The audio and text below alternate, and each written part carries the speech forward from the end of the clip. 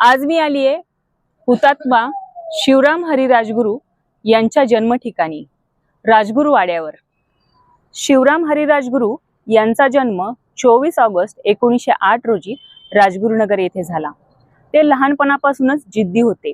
देशभक्ती त्यांच्यामध्ये ठासून भरली होती। लहानपणापासून शिवाजी महाराजांच्या गोष्टी ऐकून त्यांना देशासाठी काहीतरी करण्याची प्रेरणा निर्माण झाली होती। तरुणपणी राजगुरूंची भेट भगत सिंग आणि सुखदेव यांच्याशी झाली। ते तिघेही HSRA या क्रांतिकारक संघटनेत सामील झाले।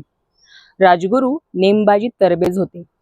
1928 ला त्यांनी भगत सिंग व सुखदेव सोबत सॉन्डर्सला ठार केले। ब्रिटिशांनी या तिघांना अटक केलं। न्यायालयाने यांना मृत्यूदंडाची शिक्षा दिली। भगत सिंग, राजगुरू, सुखदेव हे तिघेही 23 मार्च 1931 रोजी हसत हसत फाशीस गेले। राजगुरू फक्त 23 वर्षांचे होते, पण त्यांचं बलिदान आजही आपल्याला प्रेरणा देते।